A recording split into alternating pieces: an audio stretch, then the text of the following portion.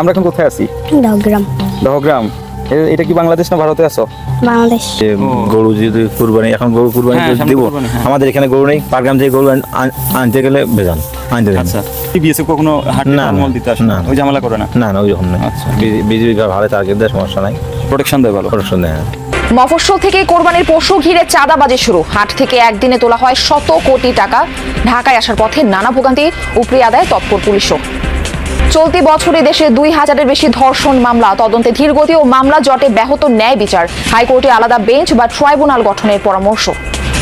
নারী শিশু নির্যাতন আমরা 99 আছে, আরো এটাতে 500 জজ বাড়ায় দিক প্রত্যেক জেলায় জেলায়। বিচারটা তাড়াতাড়ি করতে হবে। এখন সেটা হাইকোর্টেরও সময়সীমা নির্ধারণ করা দরকার, হাইকোর্টের স্পেশাল বেঞ্চ দরকার, বিচারপতির সংখ্যা বাড়ানো দরকার।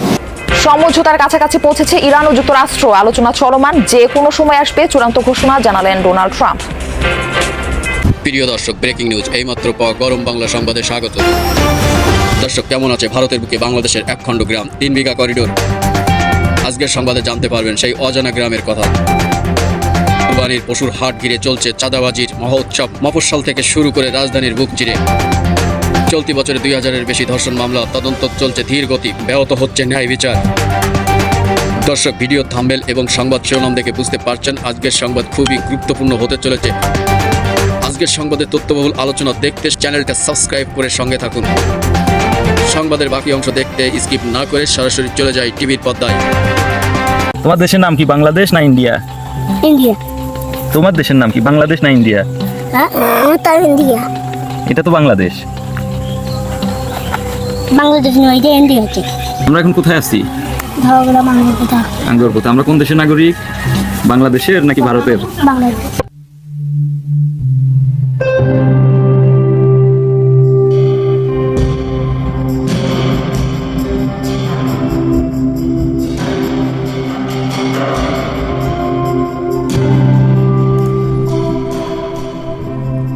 বাংলাদেশের অন্যতম স্পর্শকাতর ও জটিল সীমান্ত এই দহগ্রাম, আঙ্গরপোতা, ছিটমহল এবং 3 বিঘা করিডোর।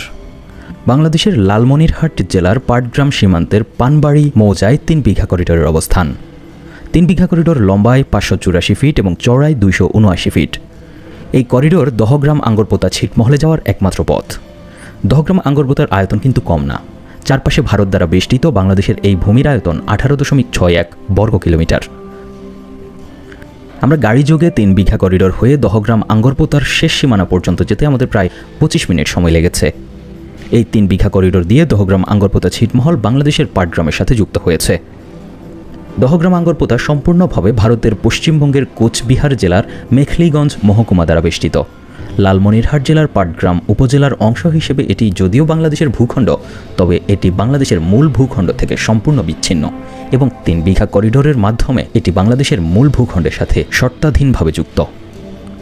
1974 সালের ল্যান্ড বাউন্ডারি অ্যাগ্রিমেন্ট বা মুজিব ইন্দিরা চুক্তি অনুসারে বাংলাদেশ দক্ষিণ বেরুবাড়ি ভারতকে হস্তান্তর করার বিনিময়ে কথা ছিল 3 বিঘা করিডোর বাংলাদেশকে সম্পূর্ণভাবে হস্তান্তর করা হবে। চুক্তি অনুযায়ী বাংলাদেশ 1974 সালেই 7.39 বর্গ কিলোমিটার আয়তনের দক্ষিণ বেরুবাড়ি ভারতকে হস্তান্তর করে।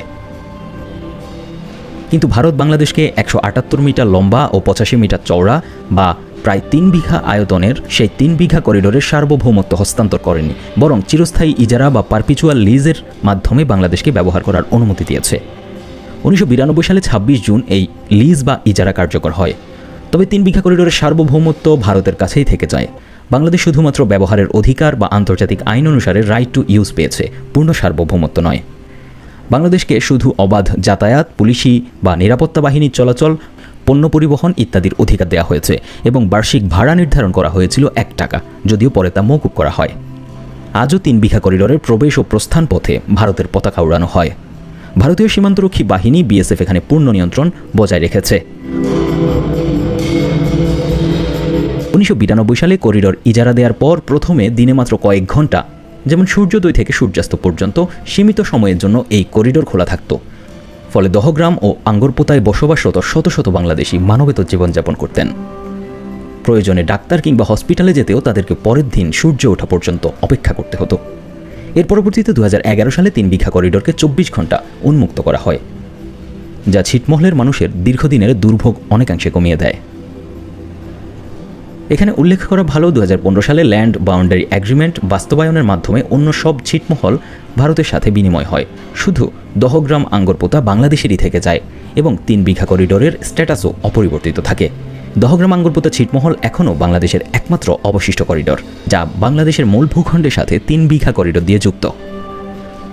যদিও